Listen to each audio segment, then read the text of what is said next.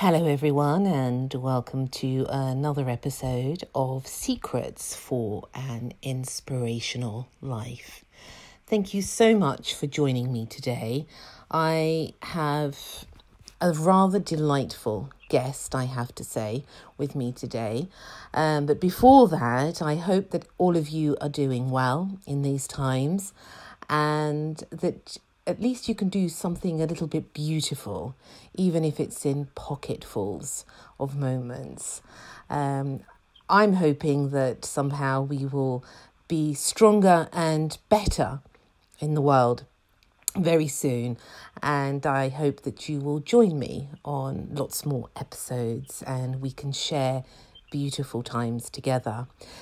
So, all of my guests, as you know, I love all of my guests, really I do, because their stories are quite amazing and quite incredible, and that's why I have them on the show.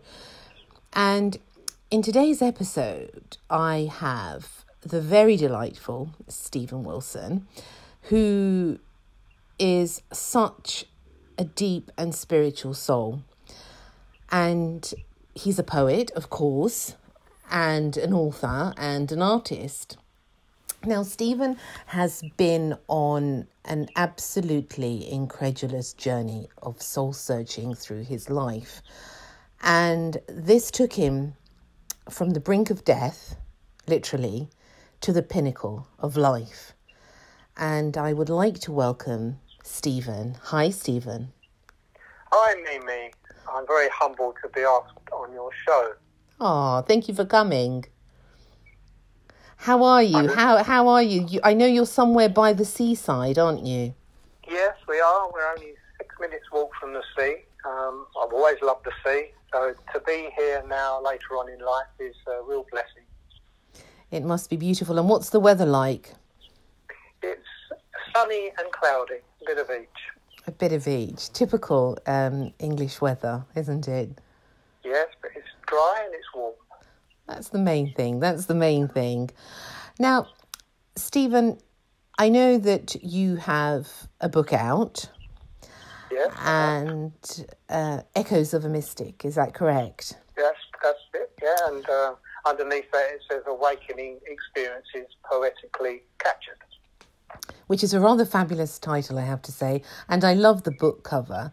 It really encapsulates the mystical and the spiritual aspects of life. Now, how you got to writing a book after everything that you've been through, I'm amazed at. But please, Stephen, share with us a little bit about your story, where it all began.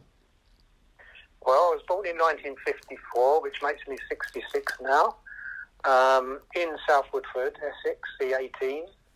And I lived with my mum and dad. My nan is my mum's mum, and they had a garden, and it was lovely. And I've noticed from a very early age I was very one with nature. I absolutely adored nature and flowers, so I spent most of my time in the garden. And I was also very, very sensitive. I remember one day I went into we had an outside toilet in them days, and on the windowsill, there was all these dead ladybirds laying upside down, and it really upset me. I went running into my mum's, and they'd all died, and I was crying. And so I can remember that experience very vividly, and we left there when I was 5, so it just shows you how strong that image was, and what it did to me, you know. We stayed there till I was 5, and then we moved to a flat, and that was it was about 3 or 4 miles away. And it had a lovely forest around it. So as I grew up, I spent a lot of my time in the forest. I didn't like school, I've got to say. My infant school I loved very much. I loved the teachers, I loved my friends. And then when we went to junior school, I found I was bullied a lot. I didn't really fit in. I didn't feel like I fitted in with life.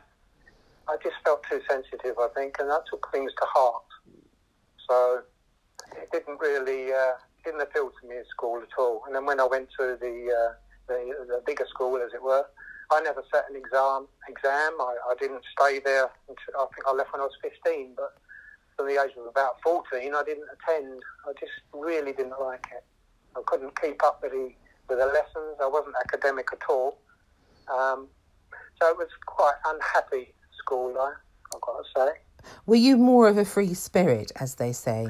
I think so. I do think so, yes. I was more in touch with the inner being of myself, if you like.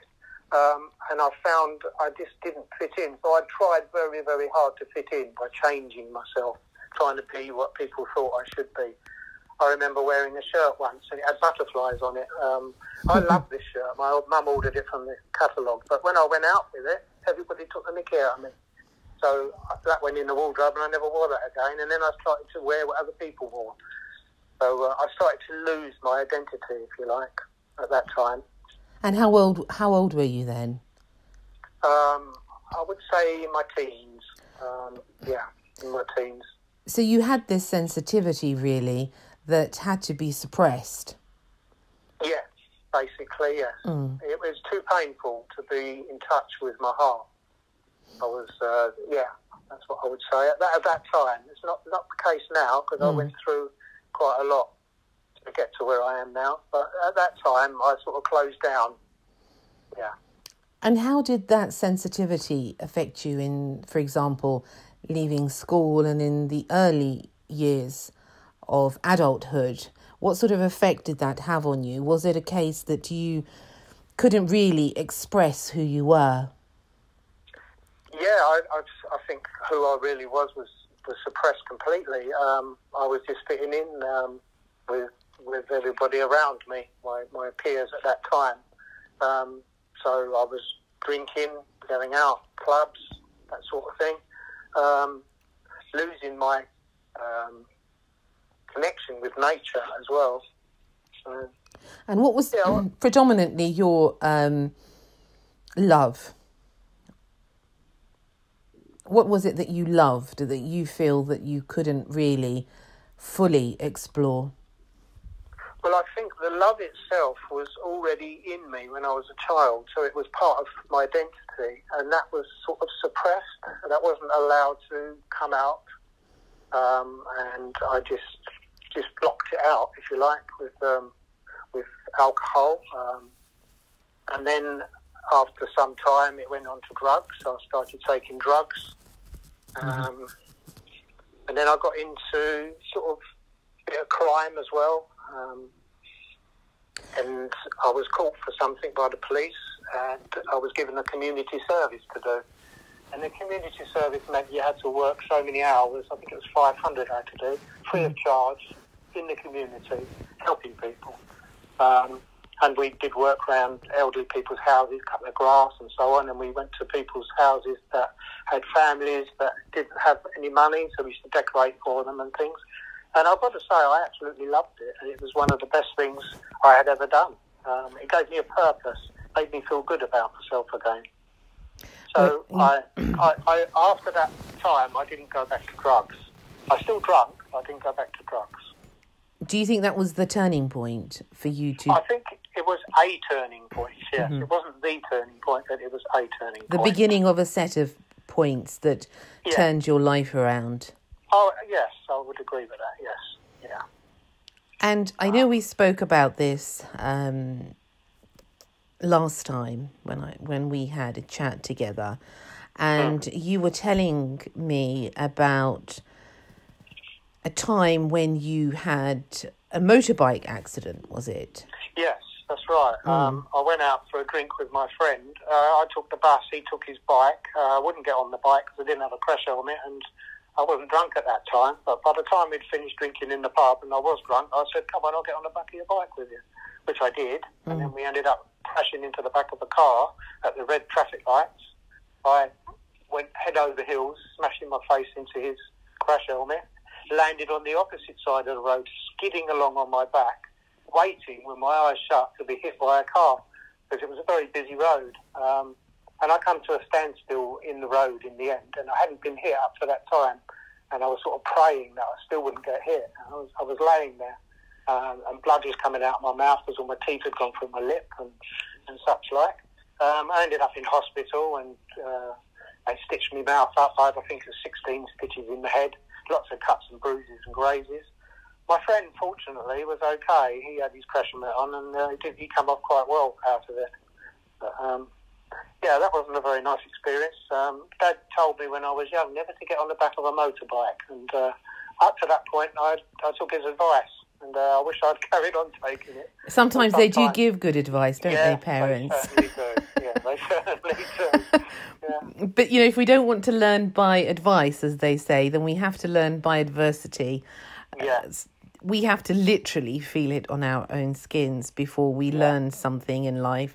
Yeah, that's exactly right. Before we learn a lesson.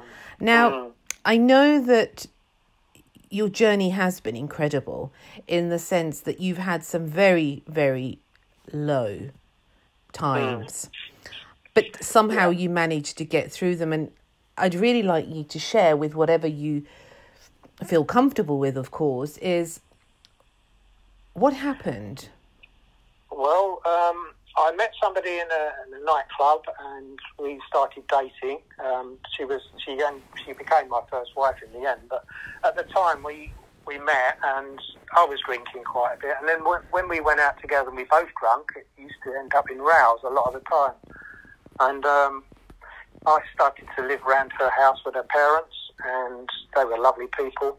But I had this problem with the drinking and the arguing and things. And one day we had a big row, and her parents got involved, and I was took to court. They had a go at me, and it really, really hurt me. And I decided to end it. I'd had enough of life. So I took a bottle of whiskey that we had in the cupboard, and I took some tablets from the chemist, and I went out to a field, and it was night time, it was dark, and I remember I laid on my back, I drank the whiskey, and I took all the tablets, I don't know how many I took, but quite a lot, and I just laid there waiting to die, and I was quite happy with that. I'd had enough life at that point, and I laid there and I was looking up at the stars. Well, it wasn't stars, it was sky and clouds, darkness. And then I heard this ringing in my ears. It got louder and louder and louder. Subsequently, afterwards, I found out from the nurses and doctors it's to do with taking all these aspirin and tablets and things that I was taking. And the noise got deafening in the end, and then I started getting this fear come up. And I've never been so frightened in all my life. This fear was so strong. It was stronger than the fear to live. And that's what drove me to go to the hospital. I went to the hospital, had a stomach pump, got over that. We had some counselling and things afterwards. And I never I never even thought about suicide again after that. So that was that episode closed. And where were you in life at that point? Did you have any children? Did you have a family? No, I had no children. I was going out with this girlfriend, as I say, at the time. After that, I started getting a bit better. I wasn't drinking quite so much, and we wasn't arguing quite so much. We got married, and we had two lovely boys. I'm very proud of those. And then we moved, and things started turning to worse again. We started rowing again, and things got really bad, and I didn't want to be in a marriage anymore. But we had two children, so I did my very best to stay in the marriage. I did my very best to make things work, but it didn't, and I went very much inwards at that point. I wanted to know, what is the meaning and purpose of life? I really was at my wit's end with it. So I went to the library, to the religious section, and I looked through the books there, and I ended up, I think you could take 6 books at a time, and I was taking 6 books at a time, and this went on for a couple of months. I read all the major religions that I can remember now, and I was still searching. And then one of these books, it said, what was it called now? It's not coming to me at the moment, but it was a thick book, and I started reading it, and I took to it straight away, and it opened my heart centre. It was so full of love, and it also gave me a promise. It said that if you wanted to be initiated by this particular guru, who the book's written about, I had to be a vegetarian and no alcohol for 3 months, and then they would initiate me. So I thought, yes, I'm going to do this. This is the way forward. So I went to a couple of their meetings. But 3 months is quite a long time, and in that 3 months, I read an awful lot of other books. And by the time I got to 3 months, I didn't feel the need to go there to be initiated, which is quite interesting, really, because the heart centre opened and that love was there, and I was back in touch with my childhood love that I had when I was very young. And now I felt I didn't need to go to a religion. I didn't need to be told what to do by anybody. So then I started feeling that I need to leave this marriage. And I had the strength to do it, and I wasn't arguing anymore. I didn't feel like arguing. I just had this love in my heart. So that's when I started talking to my very good friend who did yoga, and he did my back. He massaged my back because I was a decorator there for many years, which I still am. Mm-hmm. And it used to tighten up. And he was massaging my back one day, and I was telling him my story about my wife and our arguments and how terrible it was. And he said, well, why don't you come here for a couple of weeks? Say to the wife you need a little break.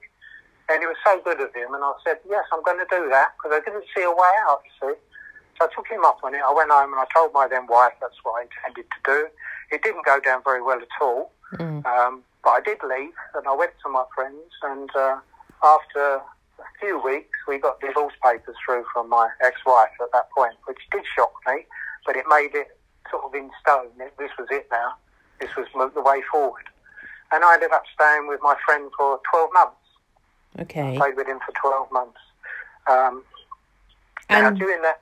Yeah, go on. Yes. Sorry, I've talked a lot, haven't I? That's the whole point of it. That's the whole point. Sorry to interrupt you, but I wanted to ask you more about this heart centre opening. Would you call it your heart chakra, in fact? Yeah, well, I guess so. I would call it my heart chakra. And what was that? Was that a gradual thing? Because this is very interesting. The fact that this opened and you... No, it wasn't. It wasn't gradual. It was immediate. It was immediate. Yeah, I mean, I did go vegetarian.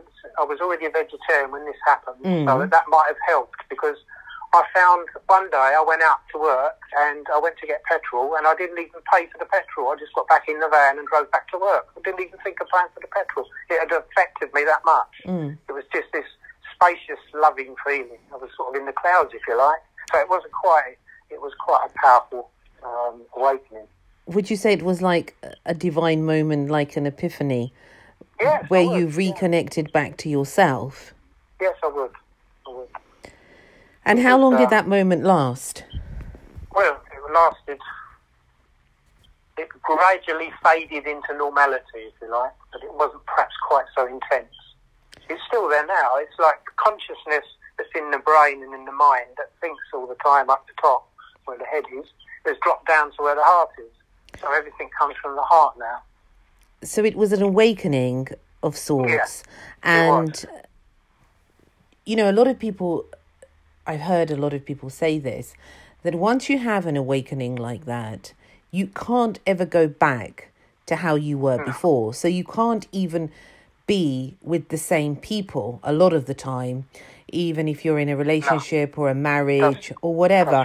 Right. It becomes a new form of consciousness. I call it living your own truth. So that truth you need to follow, because if you don't, it doesn't feel comfortable, and then you feel that you're not fulfilling your purpose, whatever the purpose is. So that's why I left, because of that, yes. But you still have access to that heart centre energy to this day. I'm there now. I mean, I go out into my head when I have to think about things. If I have to do some banking or apply to a job or something like that, then I go into the head for a while. But 99% of the time, I'm in my heart. Well, this is a glorious place to be, Stephen. It's a rare but yet glorious place. I think that most people would adore to be in. And do you think this is why you are such a good artist? Because I've seen your paintings and they're rather beautiful, I have to say. Thank you. I'll just mention that after staying at Brighton's for nearly a year, I went to a meeting, because I was reading all these books, and there was a group called the Brotherhood of the Oceans. And they had a meeting in Glastonbury once a year on the 21st of June, which is the summer solstice. So I went along to find out what it was all about. It starts at 10 o'clock, and at stroke of midnight, they bang a big gong, and everybody's in a circle, and you're supposed to ask for whatever you want in life. And I'd realised from reading them books at that time in that marriage that love was the most important thing in life to me. It was the thing that got me out of where I was. So I asked for more love in my life on that evening. And I didn't think any more of it. And I went through a year. And then one day my brother said to me, do you want to come out with me? Because I want to meet somebody, because I'm on my own. He had a breakup of a relationship, but he didn't want to go out on his own because he didn't think he'd find anybody. So I said I'd go out with him. We went to a nightclub. And in that nightclub, we were standing at the bar, and these two girls came over to us. And one was talking to us, so I sort of stood back from her and let her talk to my brother. And I talked to the other girl, which was, her name was Maria. She was standing at the bar. And I said to her, you know, what are you doing here, this, that, and the other. And I was so impressed by her heart and her love. She had a light about her that I can't see it with my eyes, but I could see it intuitively. And it was so beautiful that I just needed to talk to this girl. And I just listened to her, and she told me her story. Her husband had walked out and gone back to his native country where he was born with another woman and left her on her own with two girls. So I decided that I wanted to see this girl again. So we swapped phone numbers. I offered to take her home with her friend, which she accepted. And I dropped her home, and then we started talking on the phone, and we met a couple of times. And to cut a long story short, we got each other through the divorces we were going through, and we fell deeply in love. And if there is such a thing as a soulmate, that's who I would say is my soulmate. We just know each other so well. It's just like one heart beating. And I can't explain it unless you feel it yourself. It's hard to explain, but we even know what each other's thinking a lot of the time. And she's my rock, and that is true love to me. That's very beautiful. And it's a huge blessing in life to find love, let alone true love. It is really, you know, people search a lifetime to find love like this. Now, you must feel very blessed, because I know that your wife supports you. I know from our conversations and that, and she really allows you to be free and be who you are, which is one of the most beautiful things, is to allow the freedom to another soul to be who they really are. Now, you write some very, very beautiful poetry, Stephen. And I would really like to know more about this and your inspiration, because you are, as I said, a very, very spiritual soul. Where does that all come from? Well, when we moved to this house here by the sea, I started painting pictures again. I've been painting pictures for about 20 years, and very successfully. I did about 10 limited edition runs, sold thousands and thousands of pictures. But I sort of left it alone when I met Maria, because our life together meant that I could enjoy life rather than just sit in front of an easel. But I did Google, do I need a guru? When we moved here, do I need a guru? I don't know why I said that, but I said that. And on the page it came up, it was a guy called Ramana Maharshi, and his face was lit in love. I saw his eyes, and he just called out to me, and I thought, this man's special. And at the back of my mind, I felt that I had seen him before, and then I remembered that I had given a small photograph, postage-size photograph of Ramana Maharshi by somebody that I worked for 20 years previous, but I didn't have any significance with it at all until now. So I thought this is definitely for a reason. So I started studying him, reading his writings, and asking the question, who am I? And as I started to ask that question, who am I went deeper and deeper within. And then I felt I wanted to paint a picture of him. It was like a calling, if you like. So I sat and painted this picture of him. And I completely dissolved into the picture. And I become him. It was just a wonderful, wonderful experience. That is probably the most special experience I've had as a mystical one, if you like. And then not long after that, I got woken in the night with poetry running through my head. So I started to write it down, because I couldn't get back to sleep unless I wrote it down. It kept on going over and over and over. So as I found, when I wrote it down, I was then able to sleep after. So I kept writing it down. And eventually I decided to open a Facebook account and start posting it on there and see what happens. So that's what I did. Started posting it on there, and it would just keep flowing, and I would just keep posting it. And I got an awful lot of people asking me whether or not I did have anything in writing, or if I had a book or anything like this.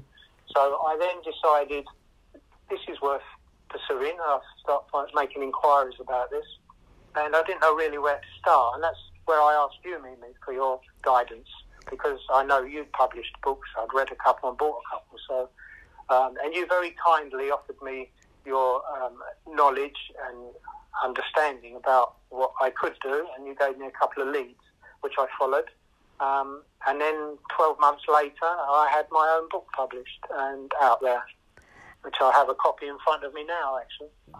How wonderful. But your writing, I love your writing, and it's something really that drew me. It feels, you have to have an affinity with a poet or a writer, and I really did feel an affinity to your work, because it feels that it is somehow deeply, deeply from a fountain of love.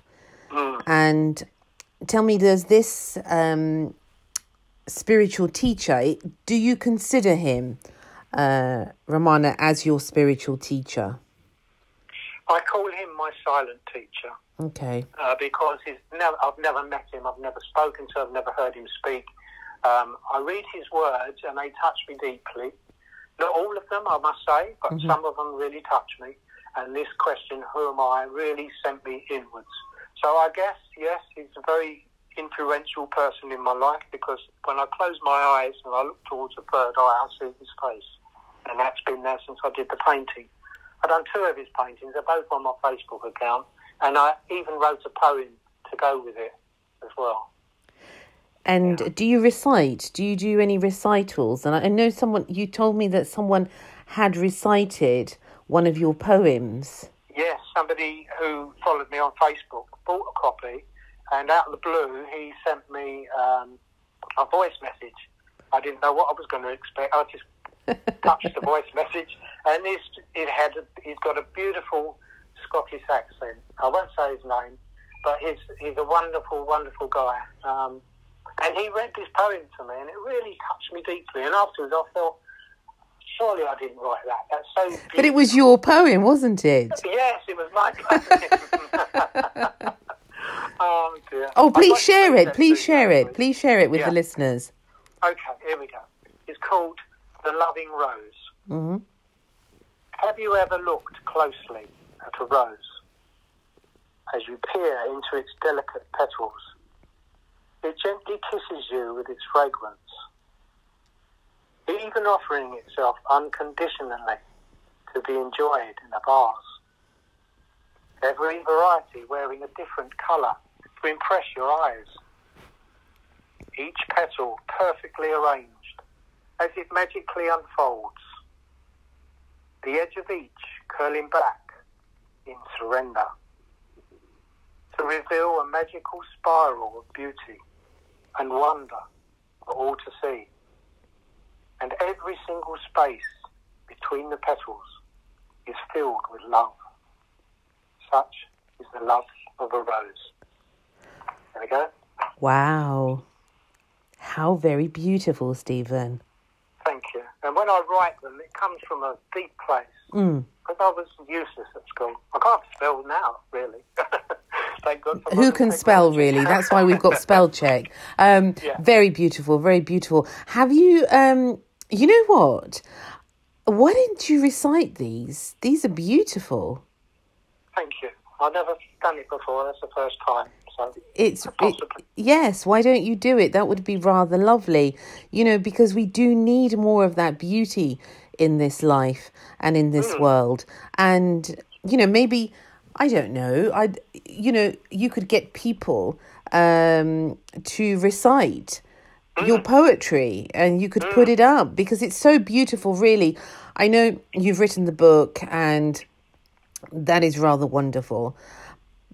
But there are so many other places that, we could share this beauty of yours. It's something to consider, isn't it? Yeah, it is. Thank you. And you're a very inspiring lady. And if it wasn't for you, the book wouldn't have come into manifestation, I don't believe. Well, I was in two minds, so you twisted my heart, and there it is. Well, hearts are connected, and Yes. There's a reason that we meet everybody in our life. For sure. Now, I know that you met the love of your life, Maria, and she has been like a little angel for you, hasn't she? She has, yes. Because you were diagnosed with prostate cancer. Yes, I was. Two Januaries ago, we had to make the decision whether to have it cut out, the prostate, that is, or to have radiotherapy and chemo and this, that and the other. So I decided to have it taken out, which I went to the hospital. It was a major operation. They say it's like equivalent to a vasectomy for a lady. Mm-hmm. So it was quite a major operation. It leaves you with all sorts of problems immediately afterwards. And she was there like Florence Nightingale, nursing me, feeding me, supporting me. Yeah, she was wonderful. She got me through it and got me strong in no time at all. And that's when I used the time when I couldn't work to recover to put the book together. You see, there was a reason even after such a, difficult time. But you know what, Mimi? There wasn't any fear there. There was just... That's what I wanted to ask you. There was an acceptance of what is, what's happening right now, which can't be changed. There was no projection into the future of what's going to happen if I die, what's going to happen if I'm left, severely handicapped or whatever. None of that. I just dealt with each day as it came along. And it got through it. I mean, there was some painful times and there was some, rough times with it. But I got through it. Each day I got through. And it's in the past now, which I don't really bring up anymore. I think about it's gone now. So how have you got through it? How have you got through so many episodes in your life? What has brought you through it, Stephen? Well, I got on when I was reading those books, going through that terrible time of marriage, and that's when I fell to my knees and I asked a greater power than myself to take charge. Mm-hmm. I knew there was a power that makes everything happen, like the planet, the earth. You've only got to look at David Attenborough's programs to see how wonderful everything is. And there's something not so much in charge, but a vibration of creation, and I prayed to that. That's the best I can explain it. I didn't want to put a name on it. I didn't want to call it God. I didn't want to limit it with my limited perception of what names mean. I just asked for the best and the highest to guide my life and take over. And now I feel I'm witnessing being lived in a life that whatever happens, I'm okay with. There's a peace, there's a deep peace. Whatever happens, I can just slot back into that peace. And where did you find that sanctuary of peace within you? At what point in your life did you discover this place that actually now you can get back to at any point and for any situation? When I did the painting of Ramana Maharshi, when I painted that picture, I was one with him, and I felt the peace and the stillness and the emptiness. It's like an emptiness full of stillness and peace. Because these deep spiritual beings that exist, such as spiritual teachers, the ones that are truly, so many people, as I said to you, somebody else mentioned him last week. And to me, and there are many spiritual people and holy people out there. But, sadly now, it seems they're all hidden. And I remember quite a few years ago now, and I was talking to somebody, a very, very old mystic. And, I said, where have all these mystics and sages... Where have all the mystics gone? Where have they gone? Yeah. And do you know what he said to me? And he was 90. And he said to me, do you know what? They're all hidden. And I said, what do you mean? He said, they exist, but they're hidden and they've shut the shop because people are not interested anymore. But there will come a time when people will start to awaken again. Yeah, and you know what? I think this lockdown is adding to all that happening, because I don't feel we need teachers now. I feel that we can connect with it ourselves. I think it's been connected with so many times through the thousands of years with these mystics and these spiritual people. There's now an opening for each of us to connect to it. I don't think you need a spiritual teacher, even though I do I need a guru, and Ramana Maharshi came through. And I still feel, I mean, when I speak to people, if you haven't got Ramana Maharshi in your life or anybody else, you can still get in touch with that inner strength that you are, the love, the deep love that you are in yourself. You can access that. Each of us can access that. We can indeed, and for some it takes training, and for some people they do need somebody. You know, everybody is on a different level of development, so some people need someone physically there to guide them. Some people can do it spiritually like yourself, and connect to a mystic.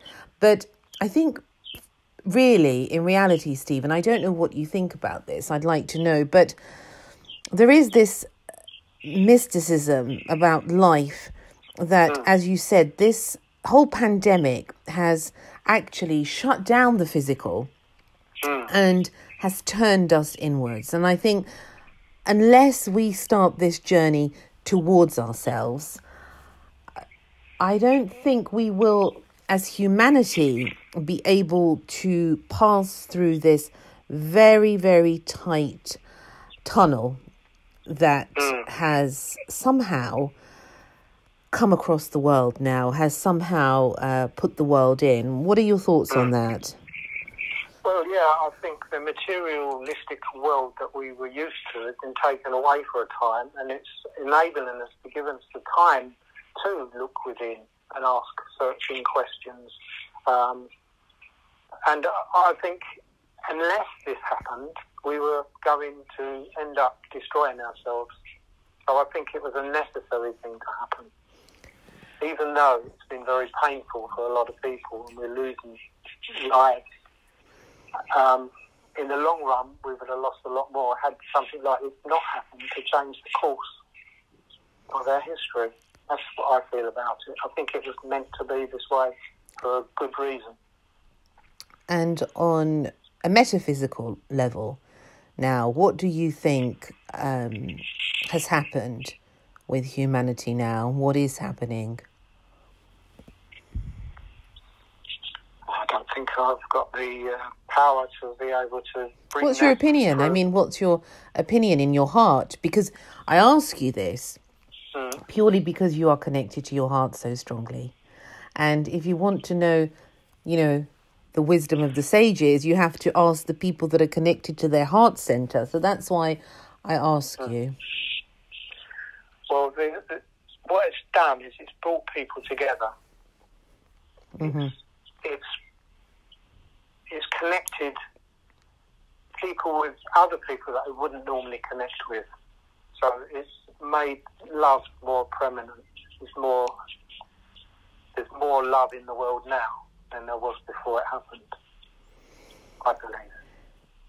I really hope so. I really hope so. And I do believe that, actually. I believe that there is a chance now for love to grow and for love to be the most important thing. Because if we don't have love, we don't have anything. No, I found that out in my life. Yes. When I went through this stage where there wasn't any, because I suppressed it. So yes, I did say earlier on, love is the most important thing in life. Thank you, Stephen.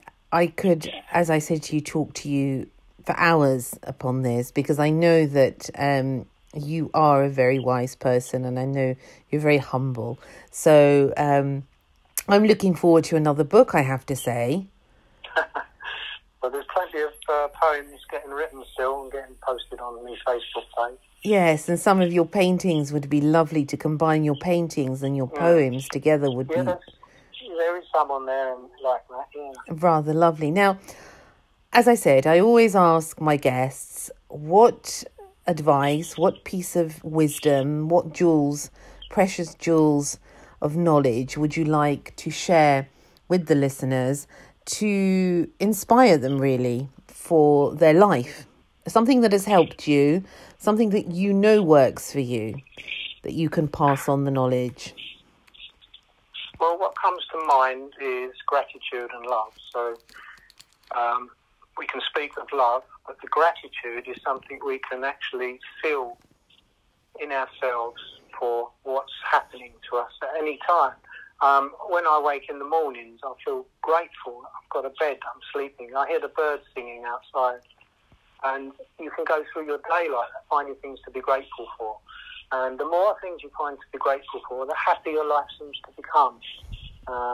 That's one of the most important things I learned. And it becomes natural in the end. You might start by looking at things that are grateful, but then it becomes natural and flows. And the other thing is to be true to yourself. I remember when I wanted to go vegetarian, there was a lot of people, including my family, that weren't vegetarians. And they didn't understand it. And it was very hard to do. When we went abroad on holidays, it was hard to find the food. But the truth within me needed to be vegetarian. I felt that was the right thing to do. And I stuck to my truth. So to be true to yourself, to me, is a very powerful and very important thing to practice. They're the two main things, I would say. To be true to yourself. Yeah. That is one of the key things and one of the hardest things to do. Now, I know you do some form of... Is it exercise or is it yoga? I wanted to just mention that, yes. Every morning before I start my day, I've got a wooden cabin in the garden, and that's where I do my art and my other bits and pieces. And I do my yoga for about 20 minutes to half an hour, which keeps the body all supple and moving, and then I do a meditation for half an hour after that. Sometimes I do breathing exercises, sometimes I just sit in the quietness, and that is where any inspiration comes from. I quite often get a piece of paper and start writing poetry down from that morning sit. And then after that, I'll have my breakfast, which is vegetarian, and I'll go off to work if I'm working. And everything I do with love. I focus on doing it as best I possibly can with love from my heart. And everything flows beautifully. It's the sweetness of life. To do everything with love. How very beautiful. What a wonderful way to live your life. And I speak for myself also. If I don't love to do something, I'm never going to be able to do it in a good way or in the right way. So I totally resonate your words, what you're saying, because love is really the essence of everything. I read something once, it stayed in my mind. I think it was Carl Gibbon that wrote it. He said, to work with love is to charge all things you fashion with the breath of your own spirit. Oh, that's beautiful. That's so beautiful. My goodness. And we have a huge opportunity now as humanity and all living beings to come together. And we shouldn't miss it, should we? Yeah, no, we shouldn't. Thank you so much, Stephen. It's been a real pleasure to have you on the show. Thank you, Mimi, for asking me. You know, you're very welcome. And I love your story. And I love your poetry. And, you know, I wish you all the very best in life. And please keep writing, keep loving. Thank you. And the floodgates are open now. It just pours through. How beautiful. Stephen's poetry, amazing, amazing. Thank you so much. And hopefully we'll speak again soon. Yes, would you like me to mention my web page? Yes, of course. Yeah. I have an email address, reliadec, it's RELIADEC, @yahoo.co.uk. And for my book, it's reliadec.co. withstood.co.uk/book. And my Facebook page is Stephen Paul Wilson, PH. Stephen with a PH. Now, you can get your book on Amazon as well, can't you? Yes, you can. Yes, sorry. Yes. And it's Echoes of a Mystic. Yes, it is. Okay. Now, are you happy for people to contact you? Yes, my email address is there. And obviously, if they want to friend me on Facebook. Okay. They're free to do so if they like. Yes. Okay. Brilliant. Absolutely brilliant. Thank you so much, Stephen. Thank you, Mimi. Yeah. Bless you. And take care. Bye. Okay, bye. Stephen Wilson. You know, to have this amount of love overflowing within oneself absolutely has to touch every single person that we meet, whether that be through art, through poetry, through our work, through even just our presence and our being. That is what's important in life. And it doesn't matter what you've been through. It doesn't matter where you've been. Nothing like that matters. Just keep loving and keep believing and keep hoping. Really, truly. We have one life and we need to live it in all its magnificent glory.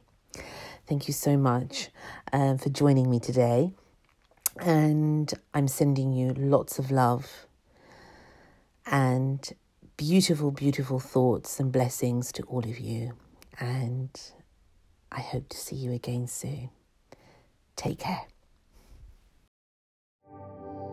Thank you for listening to Secrets for an Inspirational Life, brought to you by your host, Mimi Novic. Please remember to subscribe to the podcast and see you in the next episode. For more information about Mimi Novic and her books, music and inspirational work, take a look at her website, www.miminovic.co.uk.